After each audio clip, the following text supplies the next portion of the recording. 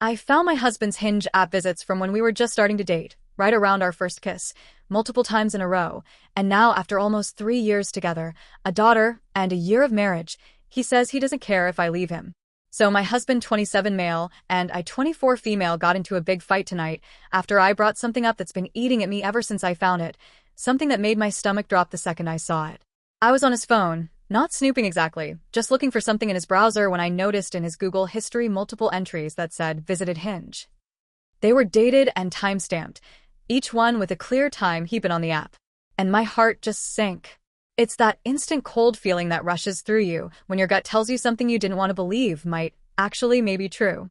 The thing is, those visits weren't from recently. They were from when we were about 4 months into officially dating, back when we were still long distance. But it doesn't make it any easier to stomach, because that was still a time when we were deeply committed to each other, when I trusted him completely. We've been together for almost 3 years now, married for almost one. We even have a daughter together, our little girl, who lights up both our worlds. And honestly, up until this discovery, things have been really good between us. I'm not the type to nitpick or look for problems where there aren't any. I've always seen my husband as patient, understanding, funny, and kind. He stuck by me through my mental health struggles, and I've always felt so grateful for that. I've genuinely believed I was one of the lucky ones. Until this. When I looked closer at the history, it wasn't just one visit, it was multiple. Different days, often around the same time in the evening, roughly 8 p.m. I know that time well because back then, we used to FaceTime at 9 p.m. almost every night.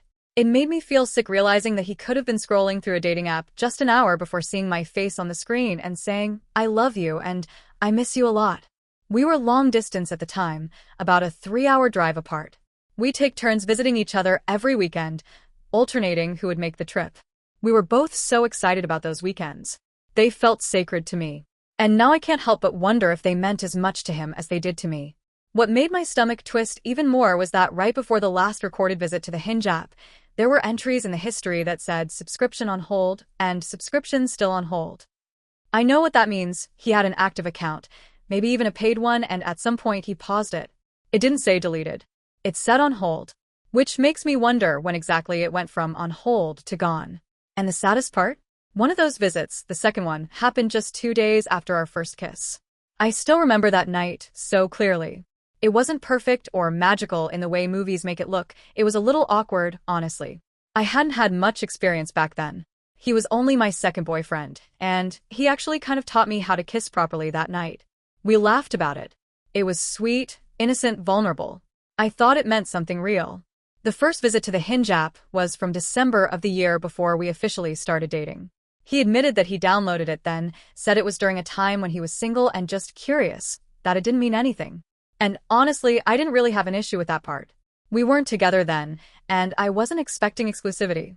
But what doesn't make sense is that the visits didn't stop there. They continued months later, well into the time we were officially together, and he keeps swearing he doesn't remember ever going back on it. He insists that maybe it was some kind of technical error or a link accidentally clicked, or even a glitch in the Google history itself. But how am I supposed to believe that when it shows multiple entries across multiple days, all around the same time, every evening? It's not like Google just makes things up. And what hurts even more is that this isn't the first time I've been left with that gut-punching, insecure feeling because of something he said or done. During the first 4 months of us dating, I remember asking him, maybe a little too naively, if he watched porn. He didn't hesitate to admit that yes, he did, and quite regularly. I try to take it in stride and tell myself it was normal. But at the time, I was still new to relationships, still finding my confidence, and it just made me feel not enough. Like no matter how hard I tried to be what he wanted, he already had a picture in his head of what perfect looked like, and it wasn't me. Then there was the comment that stuck with me for months, maybe even years. He told me, almost casually one day, that he still thought about his first love every now and then. Apparently, they had kissed back in intermediate school, at some camp, and he said she was the only girl he ever really had true feelings for before me. It wasn't the fact that he had a crush when he was younger that hurt. It was the way he said it, like he was reminiscing about something he lost. And then he mentioned that he had messaged her about a month before our first date, along with a few other girls he'd had things with. He said it wasn't anything bad, just friendly conversations. But looking back, it's hard not to connect the dots. It's like he always had some door slightly open, never fully closing off the possibility of someone else. Then there was the trip he took overseas to visit family. I remember missing him so much while he was gone, counting the days until he'd be back. When he returned, he told me about how great the trip was, how good it felt to see everyone again, and how he'd gone to church while there. Then he mentioned, so nonchalantly, that he'd seen a girl he used to like when he lived there. He said, it was weird, seeing her again after all these years. I actually thought about her a bit after I got back. And I just remember freezing. I smiled and nodded at the time, trying to seem unbothered, but inside I felt myself spiraling. I couldn't stop comparing myself to her. I didn't even know what she looked like, but I imagined someone effortlessly beautiful, confident, maybe the kind of person who lights up a room when she walks in. Outgoing, bubbly, everything I'm not. I'm more shy, more reserved, and I open up slowly. Once I'm comfortable, I can be fun and silly and talkative, but it takes time. And I started feeling like, maybe, he wanted someone who didn't take time. Someone easier to love. Someone who didn't need reassurance or patience. It's such an awful feeling, being in love with someone who makes you question your worth without even realizing it. And now, after all this, the thing that keeps breaking my heart is our daughter. She's so innocent, so pure. I don't want her growing up seeing me treated in ways that make me small, make me doubt myself. I want her to see what love is supposed to look like. Kind, patient, respectful, safe. Not confusing, not one-sided, not built on me constantly having to convince myself that maybe I'm just overreacting. But then there's this other side of me, the one that loves him so deeply it hurts. The part that wants to stay and see if maybe somehow we can fix this. I've always believed in forgiveness, in working through things, in communication. But what he said to me tonight, it shattered something.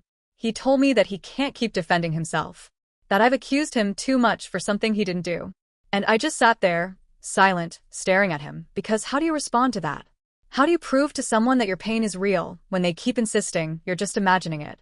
If he's telling the truth like he says, that he has absolutely no idea where those Hinge visits in his Google history came from, then fair enough. I want to believe him. I really do. I want to believe that this is all just some strange misunderstanding, some bizarre digital mix-up that I'm reading too much into. But deep down, I just can't. Because there's too much that doesn't add up, too much that feels off. The more I think about it, the more I realize that if he really was innocent, his reactions, his words, his tone wouldn't sound like this. And honestly, it's not like I'm coming up with this out of thin air. There's actual evidence that points to him lying. And every time I start to piece it together, I feel that familiar ache in my chest, like my heart is trying to protect me from something I already know but don't want to admit. For one, I remember so clearly one night when we were FaceTiming and completely out of the blue, he asked me if I'd ever had the Hinge dating app. We actually met on a different dating app, so it wasn't the strangest question in the world, but it definitely stuck out to me. I told him no, I'd never had it. Then he followed up by asking if any of my friends had it. I said no again, confused as to why he was even asking. At the time, I brushed it off as curiosity. But now? Now I can't help but see it differently. It's almost like he was trying to gauge whether I might find out something. Because seriously, why would he ask that unless it was already on his mind? And the Google history? I keep coming back to that. Why would the history specifically say visited Hinge with the exact dates and times, and then right above it have things like subscription on hold and subscription still on hold? If every other part of his search history is accurate, if every random YouTube video, Amazon order, and search query lines up perfectly with what I know he was doing, then why would that one be the outlier? Why would Google randomly invent that, of all things? He tried to blame it on his brother's account, saying he uses his brother's Google account sometimes on his browser. So I asked him, point blank, okay, did your brother ever use Hinge? He said no. I even went as far as to ask his brother myself. Awkward, I know, but he confirmed he'd never used the app. So that rules that out completely. The part that really made my stomach drop, though, was when I decided to test it. I tried to log into Hinge using his phone number. My hands were literally shaking as I did it. I typed it in, pressed enter, and a few seconds later, a confirmation text was sent to his phone. That means his number is definitely connected to an account. The weirdest part was what happened next. Almost immediately after that confirmation text was sent, he called me. He sounded tense, almost panicked, and the first thing he said was, "Hey, are you trying to get into my email?" Later that night, I tried again, this time on his phone, just to be sure. When I entered his number again, it sent another confirmation text straight to him, but instead of logging into an existing profile, it took me to the Create Account page. I don't know if that's because he deleted the account after realizing what I was doing or if maybe he deactivated it earlier, but either way, it feels too coincidental. Like the timing lined up too perfectly. After I confronted him about everything, he just snapped. It wasn't loud or dramatic, it was quiet and cold, which somehow hurt even more. Before I could even finish explaining how I felt, he said flatly, "Don't bring this up again. You keep asking me, and it's not true." Then came the words that broke me completely. "I don't even care if you leave me." Just like that. No hesitation, no emotion. I felt my chest tighten. Then he said he doesn't even care if I leave him and that my bipolar is just playing up and isn't a valid reason to be questioning him. I said, "Okay, I'm sorry, I'll stop asking," and went to put our daughter to sleep. She was bawling her eyes out while I had a quick shower, and he just sat there scrolling on his phone, completely ignoring her, which has become regular behavior for him. After that, he gave me the silent treatment and fell asleep. I asked him quietly before bed if he was okay, if he still cared about me. He said, "Of course I do, but there's not much I can do. I'm going to start pushing you away if you keep questioning me." That sentence felt like a quiet threat more than a warning. I said, "Okay," and tried to sleep, but I couldn't. I felt helpless and alone.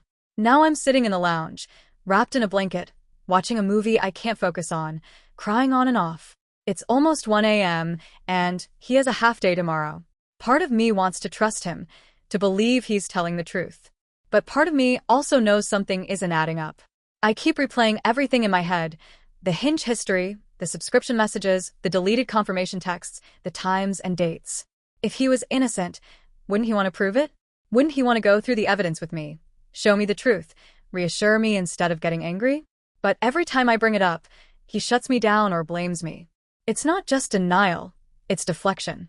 I still love him. I love the version of him that used to make me laugh until my stomach hurt, the one who'd hold me when I cried and promise he wasn't going anywhere.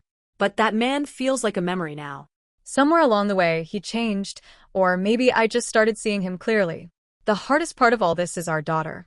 I don't want her to grow up thinking this is normal, watching her mother cry alone while her father ignores her. I don't want her to think love means walking on eggshells or silencing your instincts to keep the peace. I swore I'd leave if I was ever cheated on, and I meant it. I know my worth. I'm not perfect, but I'm kind, loyal, and I've worked hard to become someone I'm proud of. I've healed from past trauma, built my self-esteem, and created a good life for myself and my baby. People tell me I'm strong, beautiful, even radiant, but right now I feel like my light is fading. Every time he shuts me down or blames me, another part of me dims. I've come too far in my healing to let someone drag me backward. If he did have that app, if he lied and betrayed me, I know I'd have to leave. I can't live like this forever, constantly doubting, constantly trying to believe a story that doesn't make sense. But if I leave and he really is innocent, I'm terrified I'll regret it. I'm stuck in this painful in-between. Do I risk losing him, or risk losing myself? Because deep down, I know one thing for sure. Staying in this uncertainty, in this silence, in this kind of love that doesn't feel safe, is already breaking me. I'm sitting here in the dark, replaying every moment, trying to figure out if I'm about to make the biggest mistake of my life by staying or by leaving. I don't know what to do anymore. I just know that I can't live like this forever. Any advice would really mean a lot, and I will be really thankful and try to do the best I can getting out of this situation.